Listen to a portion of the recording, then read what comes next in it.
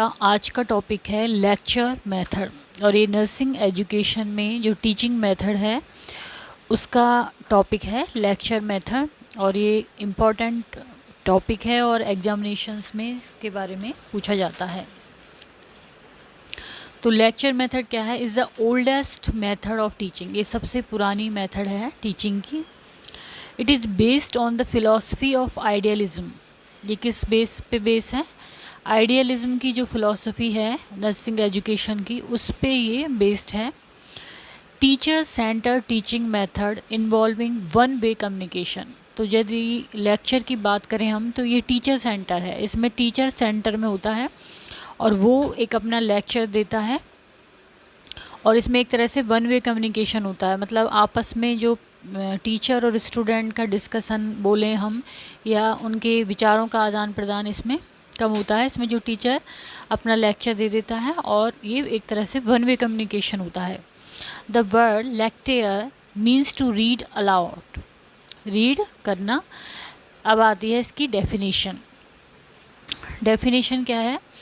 Lecture is a teaching activity whereby the teacher presents the content in a comprehensible manner by explaining the facts, principles and relationship during which the teacher is expected to elicit student participation by employing appropriate techniques। तो lecture क्या है? ये एक teaching activity है जहाँ पे कि क्या होता है, टीचर प्रेजेंट कंटेंट को प्रेजेंट करता है क्लास के सामने या स्टूडेंट के सामने। इन्हें कॉम्प्रिहेंसिव मैनर, पूरी तरीके से उसको अच्छी तरह से समझा के, जिसमें कि वो फैक्ट्स को एक्सप्लेन कर रहा है, जिस भी टॉपिक पे वो लेक्चर दे रहा है उसको एक्सप्लेन कर रहा है, उसके प्रिंसिपल्स को दे रहा है और relationship during which the teacher is expected to elicit student participation की भी वो इच्छा रखता है कि स्टूडेंट भी उसको ध्यान से सुने और स्टूडेंट पार्टिसिपेट करें बाय एम्प्लॉइंग एप्रोप्रिएट टेक्निक। उसमें क्या है, वो टेक्निक्स में जिस तरह से एवी एड यूज कर सकता है कोई भी और अपना लेक्चर प्रेजेंट कर सकता है। तो इस तरह से ये डेफिनेशन हो गई लेक्चर की। एक बार वापस से देखते हैं इसको। Lecture is a teaching activity whereby the teacher presents the content in a comprehensible manner by explaining the facts, principles, and relationship during which the teacher is expected to elicit student participation by employing appropriate techniques. Next आता है purpose of lecture. Lecture का purpose क्या होता है? तो पहला उद्देश्य क्या होता है? पहला उद्देश्य है टू प्रोवाइड स्ट्रक्चर्ड नॉलेज। जिस भी टॉपिक पे लेक्चर दिया जा रहा है उसका प्रॉपरली स्ट्रक्चर की पहले जैसे डेफिनेशन देनी है, उसके बाद में उसके एक्सप्लेन करना है, उसके फैक्ट्स बताने हैं, तो पूरी तरह से ये स्ट्रक्चर्ड होता है। देन सेकेंड पे to motivate and guide in hunting knowledge. Students अपनी नॉलेज के लिए हंट करें, ढूंढें चीज़ों को, इसलिए उनको क्या है, मोटिवेट करते हैं लेक्चर के द्वारा और उनको गाइड करते हैं। तीसरा है to arouse student interest in a subject.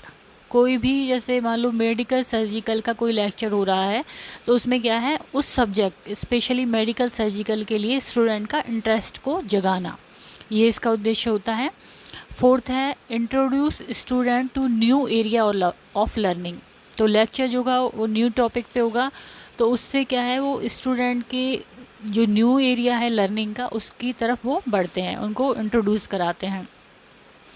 Fifth है टू क्लैरिफाई डिफ़िकल्ट कंसेप्ट। अब उस लेक्चर में जो जो डिफ़िकल्ट कंसेप्ट हैं उनको वो प्रॉपरली समझाते हैं स्टूडेंट को। To assist in preparing student for discussion. और स्टूडेंट यदि कहीं पे डिस्कशन करना है आपस में तो उसके लिए उसको प्रिपेयर करते हैं, उसमें असिस्ट करते हैं लेक्चर के द्वारा। Then to promote critical thinking. इसके द्वारा क्या है, क्रिटिकल थिंकिंग को प्रमोट किया जाता है। तो ये हो गए पर्पज ऑफ लेक्चरर। लेक्चर के पर्पस हम वापस से देखते हैं यहाँ पे। पहला है to provide structured knowledge, to motivate and guide in hunting knowledge. तीसरा है to arouse students interest in a subject. Fourth है introduce student to new area of learning. Fifth है to clarify difficult concepts. Sixth है to assist in preparing student for discussion, and seventh है to promote critical thinking. Next आता है factors in planning the lecturer. Lecture को plan करने के लिए क्या क्या फैक्टर का ध्यान रखना चाहिए। पहला है लर्निंग फैक्टर्स, जैसे कि ANM को हम लेक्चर दे रहे हैं, GNM को या BSc को या MSc को, तो इसके हिसाब से उसको लर्निंग फैक्टर को देखा जाता है, उसके हिसाब से उसको लेक्चर को तैयार किया जाता है। दूसरा सब्जेक्ट मैटर फैक्टर, जो भी हम सब्जेक्ट पढ़ा रहे हैं उसमें क्या क्या टॉपिक हैं उसके अनुसार हम लेक्चर तैयार करते हैं।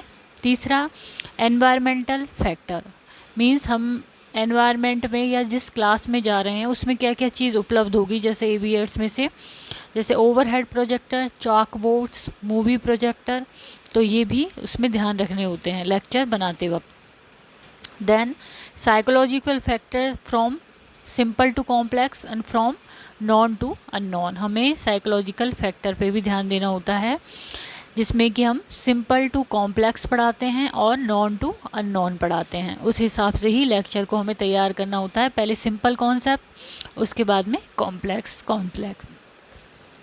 नेक्स्ट इसमें आप मैगजीम्स ऑफ टीचिंग में भी ये पढ़ेंगे, और मैगजीम्स ऑफ टीचिंग का वीडियो की लिंक आपको इसके डिस्क्रिप्शन में मिल जाएगी। हम वापस से देखते हैं factors in planning the lecturer. Learning factors, subject matter factor, environmental factor and psychological factor. अब हम यदि देखें कि लेक्चर में किस तरह से होता है ये, तो एम होते हैं सबसे पहले इसमें, फिर इंट्रोडक्शन होता है किस टॉपिक के बारे में हम दे रहे हैं, देन बॉडी कंटेंट होते हैं इसमें, बॉडी के बाद में एग्जाम्पल्स होते हैं और डेमोन्स्ट्रेशन होता है जो भी हम पढ़ा रहे हैं, देन क्वेश्चन पुट अप होते हैं और उसके बाद में कंक्लूज़न दे दिया जाता है उस लेक्चर का। तो इस तरह से पूरी लेक्चर की सामग्री है एक तरह से कि इसमें क्या क्या कंटेंट है। वापस से देखते हैं aim, introduction, body, example and demonstration, question and conclusion.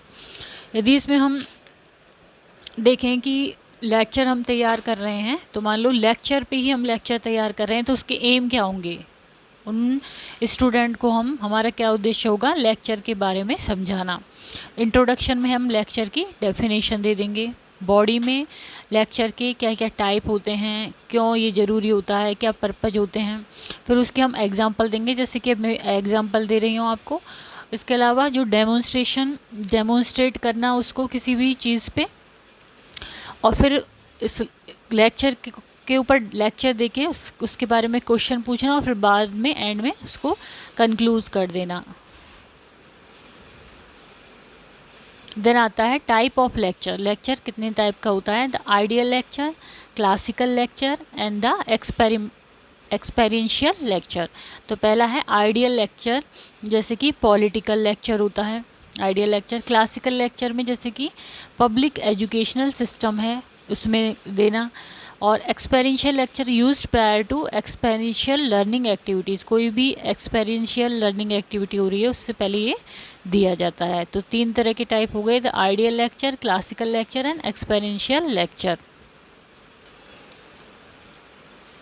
इसके बाद आता है लेक्चरिंग टेक्निक्स, क्या क्या टेक्निक होती हैं लेक्चर देने के लिए। तो पहला है वॉलंटरी डिसेमिनेशन ऑफ इंफॉर्मेशन और स्पॉन्टेनिटी, उसको वॉलंटरी इंफॉर्मेशन को देना। देन है voice gradation and voice quality, voice की क्वालिटी अच्छी होनी चाहिए लेक्चर देने के लिए, और वॉइस में ग्रेडेशन होना चाहिए कि उसी हिसाब से वॉइस को कम या ज़्यादा उसमें ग्रेडेशन होना चाहिए। एडुकेट पेसिंग होनी चाहिए, जो भी हम लेक्चर दे रहे हैं उसमें बीच में गैप होना चाहिए, और एडुकेट पेसिंग होनी चाहिए। प्रॉपर बॉडी लैंग्वेज, लेक्चर दे वक्त प्रॉपर बॉडी लैंग्वेज होनी चाहिए। कंट्रोल एनोइंग मैनरिज्म, गुस्से वाला जो मैनरिज्म है वो लेक्चर के दौरान कंट्रोल करना चाहिए, उसको नहीं करना चाहिए। Then judicious use of audio visual aids, ये काफ़ी इम्पॉर्टेंट है कि हमें कौन से ऑडियो विजुअल एड्स यूज़ करने हैं ड्यूरिंग लेक्चर। तो लेक्चर देते वक्त हम क्या यूज़ करना चाहते हैं, चॉक बोर्ड यूज़ करना चाहते हैं या फिर ओवरहेड प्रोजेक्टर यूज करना चाहते हैं या फिर कुछ चीज़ डेमोन्स्ट्रेट करना चाहते हैं, लैब यूज़ करना चाहते हैं, तो उसी लेक्चर के हिसाब से ही जुडिशियस यूज़ होना चाहिए। Simple plans and key points, plan simple होना चाहिए और उसमें जो की पॉइंट्स हैं उन पे हमें विशेष ध्यान देना चाहिए। तो ये हो गई लेक्चर की टेक्निक। तो इनको एक बार वापस से हम देखते हैं। पहला है वॉलंटरी डिसमिनेशन ऑफ इंफॉर्मेशन और spontaneity, voice gradation and voice quality, adequate pacing, proper body language, fifth control annoying mannerism, six judicious use of audio visual aids and simple plans and key points. इसके अलावा 8th पे है elicit feedback from student. Student को जो हमने lecture दिया है उसकी हम फीडबैक लेंगे कि उनको क्या समझ में आया है। नेक्स्ट है प्रोवाइड फर्दर क्लैरिफिकेशन। यदि स्टूडेंट को कोई चीज़ समझ में नहीं आई है और उसके बारे में वो बता रहा है और सही नहीं बता रहा है तो उसको आगे वापस से क्लैरिफिकेशन देंगे। Then time management, properly time के अनुसार ही लेक्चर देना चाहिए। ऐसा नहीं है कि कोई पॉइंट तो हमने बहुत ज़्यादा उसको खींच दिया और किसी पॉइंट पे जो इम्पोर्टेंट है उसको हमने कम टाइम दिया। तो टाइम मैनेजमेंट होना चाहिए कि किस पॉइंट के लिए हम कितना टाइम देंगे। तो ये हो गए लेक्चर टेक्निक। अब आता है एडवांटेज ऑफ लेक्चर मेथड, क्या लाभ हैं इसके। तो पहला है communicate with a large number of student. इसमें क्या है, पूरी एक क्लास होती है, उसमें खूब सारे स्टूडेंट होते हैं, तो उनके सबके साथ इसके द्वारा हम कम्युनिकेट कर पाते हैं। Then help to apparent time saving and resources. इसके अलावा टाइम सेविंग भी होती है, इसमें एक ही टाइम पे हम काफ़ी स्टूडेंट को पढ़ा पा रहे हैं और इसके अलावा रिसोर्सेज का भी यूज़ हो जाता है प्रॉपरली। प्लान इन एडवांस, इसको हम पहले से ही एडवांस में ही प्लान कर लेते हैं। ये नहीं है कि हम उसी वक्त उसको कुछ सिखा रहे हैं, पहले से ही प्लान होता है ये। Then opportunity for clarification of important thing, और इसमें अपॉर्चुनिटी भी मिलती है कि जो जो इम्पॉर्टेंट चीज़ें हैं उनको क्लैरिफाई किया जाए वापस से। इंक्रीज स्टूडेंट मोटिवेशन, और लेक्चर के बाद में स्टूडेंट को मोटिवेशन मिलता है, वो मोटिवेट होता है और भी चीज़ें सीखने के लिए। Then large amount of information in a short time, थोड़े से ही टाइम पे उसको बहुत सारी इन्फॉर्मेशन मिल जाती है स्टूडेंट को। इसमें न्यू नॉलेज में भी प्रेजेंटेड, और इसमें नई नॉलेज भी उसको प्रेजेंट होती है। Good for introducing a new topic, और लेक्चर मेथड के द्वारा हम कोई भी नया टॉपिक इंट्रोड्यूस करते हैं, ये इसके लिए बहुत अच्छी मेथड है। गिविंग ए फ्रेमवर्क, और उससे कोई भी यदि उसको आगे वो देनी है टीचिंग या फिर कोई भी वर्कशॉप वगैरह करनी है तो उसके लिए लेक्चर जो है वो फ्रेमवर्क की तरह काम में आता है। Complete control over the content, इसमें पूरी तरह से कंटेंट पे कंप्लीट कंट्रोल हो जाता है लेक्चर मेथड में। तो ये हो गए एडवांटेज ऑफ लेक्चर मेथड के लाभ क्या क्या होते हैं। तो एक बार वापस से रिपीट करते हैं। Communicate with a large number of student, help to apparent time saving and resources, plan in advance, opportunity for clarification of important thing, increase student motivation, large amount of information in a short time, new knowledge may be presented, good for introducing a new topic, giving a framework and complete control over the content. Next हम पढ़ेंगे इसके disadvantage क्या हैं, lecture method की हानियाँ क्या हैं एक तरह से। तो पहला है student in passive situation, provided only limited participation. इसमें जो स्टूडेंट है वो पैसिव सुनते रहते हैं लेक्चर को, उनका एक्टिव पार्टिसिपेशन उसमें नहीं हो पाता। दूसरा कि वो यदि एक्टिवली पार्टिसिपेट नहीं करते तो इतना उनको उसकी नॉलेज नहीं हो पाती। दूसरा, doesn't facilitate learning problem solving को, जो लर्निंग की प्रॉब्लम सॉल्विंग है उसको ये सपोर्ट नहीं करता।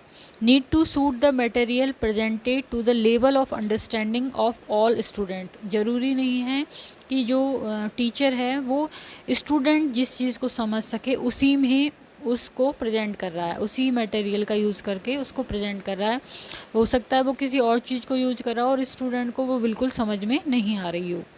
More content but less learning, इसमें कंटेंट तो बहुत ज़्यादा हो जाता है, लेंदी हो जाता है लेक्चर, लेकिन लर्निंग बहुत कम हो पाती है क्योंकि प्रॉपरली कंसंट्रेशन इसमें नहीं बैठ पाती है। No way to know the real situation of people, इसमें स्टूडेंट रियल सिचुएशन को नहीं देख पाते हैं, केवल एक जो सामने वाला व्यक्ति समझा रहा है या कह रहा है उसी को उन्हें समझना होता है, रियल में कोई चीज़ उनके सामने नहीं होती है। Difficult for student to take complete and accurate note, और उसमें क्या है, कंप्लीट नोट वो नहीं कर सकते और एक्यूरेट नोट नहीं कर सकते। Pace of lecture doesn't suit all student, अब यदि ज़रूरी नहीं है कि जो टीचर की बोलने की स्पीड है या टीचर के समझाने की स्पीड है उसको हर स्टूडेंट सूट करे, हर स्टूडेंट के लिए किसी को वो समझ में आ रही है प्रॉपर, किसी को नहीं समझ में आ रही है क्योंकि वो उस स्पीड को नहीं समझ पा रहा है, उसको नहीं उतना समझ में आ रहा है उस चीज़ से। तो pace of lecture doesn't suit all students.